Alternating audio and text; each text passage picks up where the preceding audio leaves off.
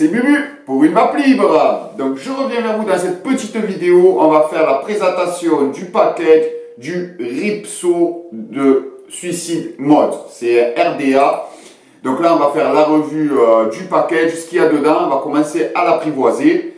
Et j'en profite aussi pour vous dire que j'ai créé un groupe Facebook Vape Libre et un compte Instagram Vape Libre. Vous retrouverez les liens dans le descriptif de cette vidéo que vous êtes en train de regarder. Donc si vous voulez nous rejoindre pour partager ensemble dans la vape notre passion commune, et en même temps on met nos bons plans, ce qui nous la régale. Il y a aussi des artisans professionnels, ça vous permettra de connaître des artisans professionnels aussi dans la vape. Donc vous êtes les bienvenus. Et en attendant, on va faire la présentation du petit RDA Ripso de Suicide Mode. Me revoilà pour la présentation du package du Ripso RDA de Suicide Mode. Donc on le reçoit dans une petite boîte comme ça, avec le logo Ripso, avec écrit Ripso en dessous. La boîte est sympa, c'est une boîte cartonnée. On retrouve Red Viking Custom Com. Donc ça, je ne saurais pas dire qui c'est, mais je pense que ça va être une collab. On retrouve des phrases écrites en anglais que j'y comprends rien. Suicide Mode. Le logo Suicide Mode. Ici, le logo du Ripso. Suicide Mode avec le choix de la couleur que j'ai choisi. C'est un gunmetal. Donc la boîte, on fait coulisser. Il n'y a rien dedans. Hop là, on retrouve le gros bébé, le Ripso. Donc, hop, on va le mettre de côté, on va en parler après. Dedans, on retrouve un petit sachet avec des joints de remplacement, un pin non BF, une clé Allen. Hop, et on retrouve 4 vis de remplacement à tête plate. 4. Ah non, 5 vis. Donc il y a 5 vis de remplacement. Alors pourquoi 5, je ne saurais pas dire. Mais il y a 5 vis de remplacement. Alors que normalement on peut mettre que 2 coils. Donc on va voir pourquoi il y en a 5. Et voilà, donc ça c'est ce qu'on retrouve dedans le petit sachet. Hop là, en dessous, il n'y a rien. Donc, la boîte, on met de côté. On n'en a plus besoin. Donc, voici la bête. Donc, il fait un diamètre 28. On retrouve ici le logo Ripso. Sympathique, très joli, bien gravé, propre. On retrouve les arrivées d'airflow. Donc, c'est un airflow qui va être par le haut. Donc, on a 1, 2, 3, 4, 5 trous, donc 5 trous d'un côté, 5 trous de l'autre. Elle est crantée la bague. Je ne sais pas si vous le voyez, là c'est cranté, donc c'est pour avoir une bonne prise en main. Hop là, on a le pin BF qui est installé déjà. Ah, oui, mais il est installé, mais il est bouché. Donc ça, il faudra bien faire attention. Vous voyez, là il est bouché dedans. Quand vous moi je l'ai reçu comme ça en tout cas, je vais à peine de le déballer. Donc, je pense que la clé Allen qu'on a dans le petit sachet, elle sert à dévisser ça. Donc, je pense aussi qu'il y a 5 vis, ça doit être aussi pour ça. Donc, on va dévisser le petit vis. Hop là. Donc ça, je vais le remettre de suite là-dedans pour ne pas le perdre. Et voilà, là, on a un joli trou bien débouché. Parce que si on laisse le vis, bien sûr, on va avoir du mal pour envoyer le jus dedans. Donc ça, il faudra y penser. Quand vous le déballez, il faudra bien penser à enlever la petite vis dans le pin BF. Parce que voilà, il est bouché. Alors, je ne sais pas pourquoi. C'est dommage qu'ils aient mis une vis. Vu que ici, on a... Olé. On va fermer le sachet avant de tout perdre. Vu qu'ici, on a déjà... Hop. Un pin qui est déjà non BF, donc bon, ça sert à rien de boucher le pin qui est BF, mais bon, ça a été dedans, donc faites attention quand vous allez vous en servir pour la première utilisation, de bien penser à enlever le vis ici, qu'il y a dans le pin BF. Donc maintenant, on a, alors on va faire un peu le tour aussi, là on a le logo de Suicide Mode, Le deuxième logo, ça doit être la collab qu'ils ont dû faire, je pense. Qu'est-ce que c'est écrit? Voilà, c'est écrit là en plus gros. Beardedvikingcustom.com. Donc je sais pas ce que c'est, ça je pourrais pas vous dire.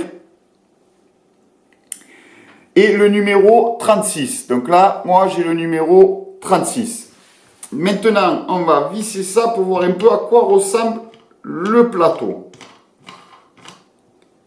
Hop là. Donc là, on est sur le petit plateau. Alors, on va regarder ça ensemble. Hop. On va zoomer un peu pour voir de plus près. Voilà. Donc, voici le plateau. Donc déjà, il y a une large cuve. Elle est bien profonde. Il doit y avoir le bon centimètre de profondeur. Donc ça, c'est bien. En plus, ce qui est bien, c'est que vous avez l'airflow qui est par le haut. Donc du coup, quand vous juicez, avant que le liquide arrive par l'airflow, donc vous allez pouvoir stocker un moment. Donc on va retrouver, hop, je vais prendre un petit tournevis pour mieux vous montrer. Hop là. Alors on retrouve ici, vous voyez, au milieu là, l'arrivée du BF. Donc c'est dans le vis, il y a deux trous. Donc le jus va sortir de ce côté et de ce côté. Voilà, il va venir ici le jus et ici. Il va arriver d'en bas. Hop, il va arriver par ce petit vis là que vous voyez là en plaqué or. Alors le vis, les sorties de jus sont plus hautes que le plateau. Donc ça va laisser du jus dans le plateau. Donc ça c'est pratique. Il y aura moins besoin de sconquer. Donc ça j'aime bien. Les coils vont venir se fixer ici.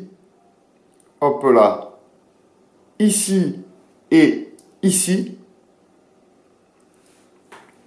Là, on a les vis, donc ici et là. Donc, je pense pas qu'il y aura besoin de faire des grosses pattes. Je pense pas. Je pense que des pattes de 3, allez, 4 mm, je pense que ça devrait suffire largement. Alors là, c'est un airflow qui est innovant sur ce Ripso. Je préfère vous le dire. L'airflow va en fait arriver d'en haut. Donc déjà, ça change des drippers habituels. Donc l'airflow va arriver d'en haut pour après venir passer ici. Vous voyez? Il va venir passer ici. Je vais vous le présenter un peu mieux après. Là, pour l'instant, on s'occupe du plateau. Alors, en bas, on retrouve là. Ici, tout en bas, on retrouve la pastille d'isolation qui isole bien le côté négatif et le côté positif. Donc maintenant, nous allons parler de l'airflow. Alors, pour parler de l'airflow, le mieux, hop, c'est carrément de laisser la cloche de côté. Donc, vous voyez, l'airflow sur le top cap arrive ici. Ils sont en haut. Donc ça, c'est innovant. Ça, c'est la première fois que je vois ça pour un dripper. Donc, en fait, quand vous allez plugger votre top cap sur la cloche, vous allez venir le plugger dans ce sens-là et vous voyez, l'airflow va arriver, hop, va arriver sur vos coils. En fait, vos coils vont être ici et l'airflow va passer, va taper de dessus pour après venir pousser la vapeur pour... Oh là, excusez-moi, j'étais plus dans le champ. Alors, votre airflow va venir taper, là vous avez votre coil, va venir taper ici, pour après quand vous aspirez, venir repousser la vapeur dans ce petit trou. La vapeur va passer que par là. Donc, comment vous expliquer? Là, en fait, il y a un joint. Donc, ce joint va faire l'étanchéité, va venir sur ce trou. Le trou qu'il y a au milieu. Donc, l'airflow la vapeur va vraiment arriver que par ici. Donc, quand ça va remplir la cloche de vapeur, quand vous allez faire fire, quand ça va remplir la cloche, c'est l'airflow d'en haut qui va pousser pour qu'elle vienne passer ici et qu'elle vienne vraiment monter que dans le drip tip. Donc ça, c'est vraiment innovant. C'est la première fois que je vois ça. Voilà. Donc là, il faudra bien faire gaffe de faire un coil qui ne touche pas le haut. Donc votre coil, il faudra qu'il soit placé en dessous de la barre d'en haut parce que votre top cap va arriver se plugger contre. Donc il va être à fleur de la barre d'en haut. Donc il faudra que votre coil soit bien plus bas d'au moins 1 mm d'ici, d'en haut du plateau. D'accord? Il faudra qu'il soit au moins plus bas d'1 mm facile. Donc ça va être important. Surtout que moi je compte utiliser un mode méca. Donc il va falloir vraiment faire attention à ça. Donc ça c'est un point très très très important. Après, là, on a fait ça, tac, tac. Donc là, on a vu comment placer les coils déjà. Donc ça, c'est, vous voyez, c'est bien de dévisser, de regarder un peu le plateau avant pour commencer un peu à l'apprivoiser avant de faire n'importe quoi. Parce qu'en plus là, surtout, c'est tout nouveau pour moi. Donc voilà, j'ai bien fait de bien le démonter, de commencer à un peu comprendre le système du dripper. Donc il va venir se plugger comme ça. Donc maintenant, on va regarder comment se règle l'airflow. Donc, hop, on va venir pouvoir le... Alors, on va faire d'abord ça. On va venir le remettre sur le plateau. Donc ça s'emboîte bien, très bien. Et on va venir mettre... Hop, alors là, vous voyez, vous avez des encoches ici. Vous avez des encoches là et là. Et sur le plateau aussi. Pour que votre airflow soit placé vraiment bien. Hop. Pour que votre airflow, en fait, soit vraiment bien placé dessus vos coils. Donc ici, en bas de la cloche, on retrouve deux petits crans. Sur les côtés, ici et ici, il y a deux petits crans aussi. Donc il va falloir venir se plugger bien dessus. Donc ça, on les voit facilement. C'est facilement repérable. De toute façon.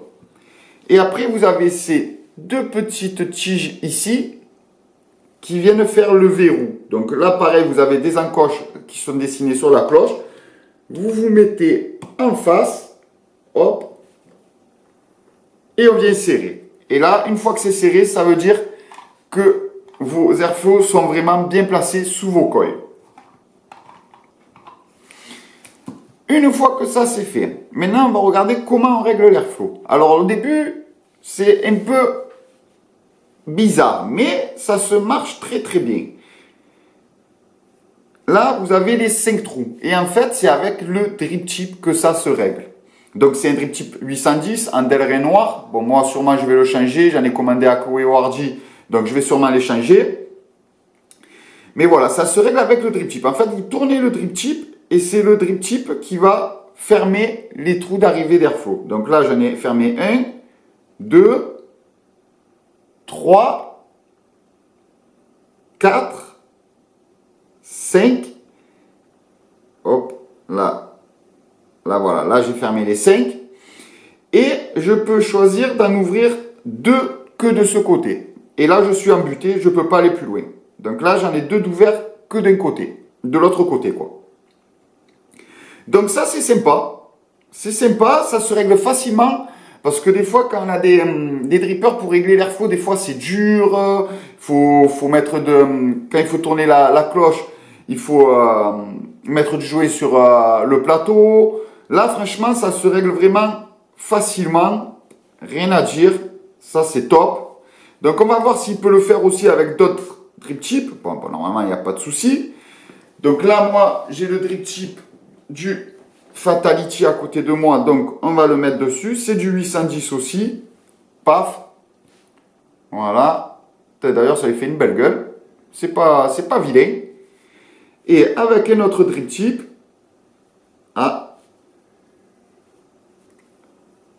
Ah, j'ai trop de liquide dessus. On va nettoyer le liquide d'ailleurs.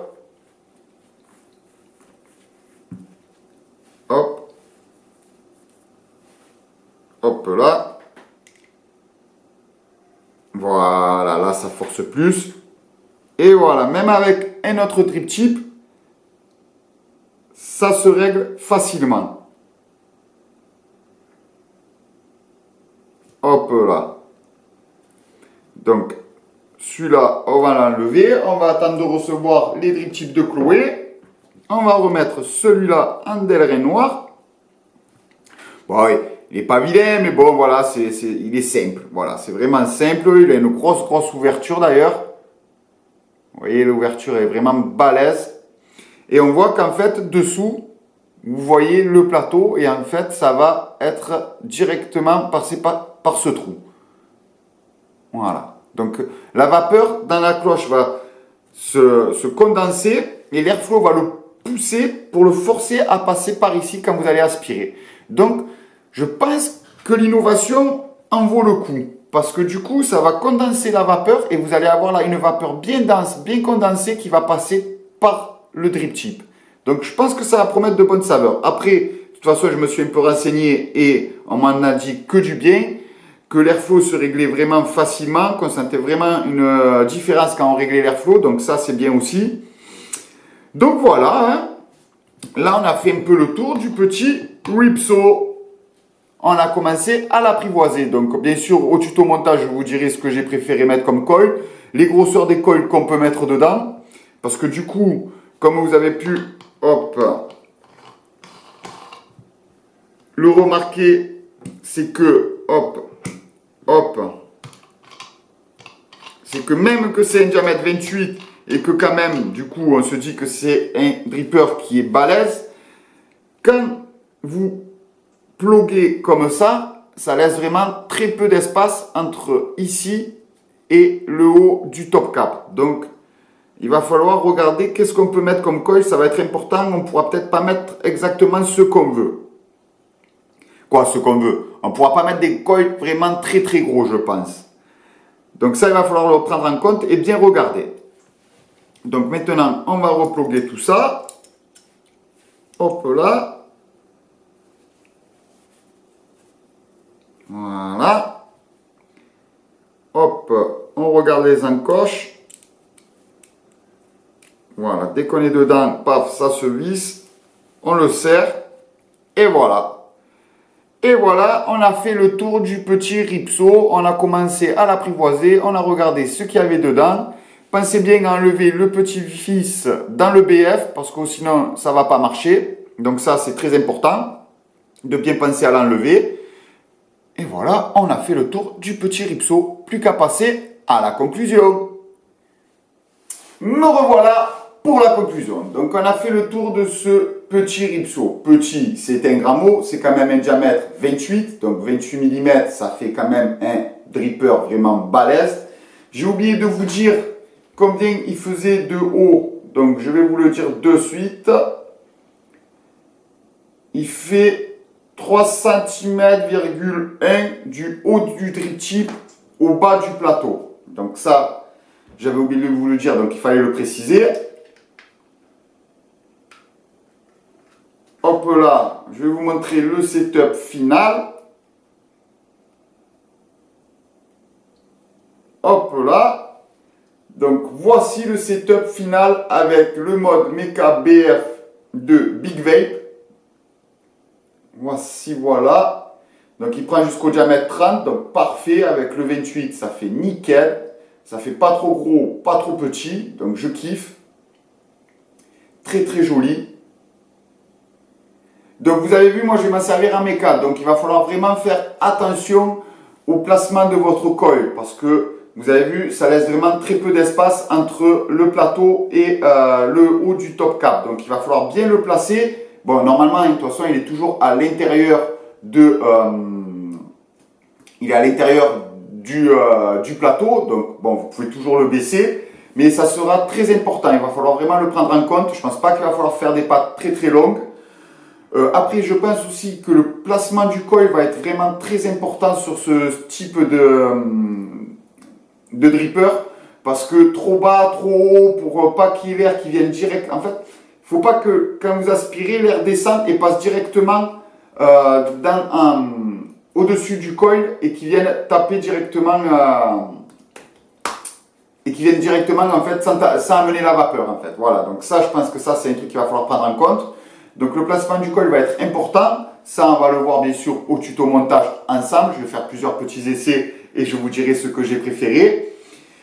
Et voilà, on a fait le tour du petit Ripsaw RDA. Donc maintenant, si cette vidéo vous a plu, pensez à mettre un petit pouce. Abonnez-vous pour voir les autres vidéos qui vont arriver. Il y aura le tuto montage du Ripsaw. Donc si vous voulez savoir comment le monter et vous la régaler avec, abonnez-vous. partagez. N'hésitez pas à mettre un commentaire si vous voulez que je sois un peu plus précis sur l'airflow, sur n'importe quoi en fait. Sur n'importe quoi, si vous voulez qu'il y ait des trucs que je sois plus précis, je vous l'expliquerai volontiers en commentaire parce que bon, c'est compliqué de bien expliquer, de montrer en même temps qu'on filme, de regarder ce qu'on fait, de regarder la caméra. C'est compliqué, c'est pas facile. Hein. Donc, il n'y a pas de souci. S'il y a quelque chose que vous avez raté, je répondrai bien volontiers. Ou s'il y a quelque chose que moi j'ai raté et que du coup vous n'avez pas compris, je répondrai bien volontiers. Et en attendant, vapez tous pour une vape libre.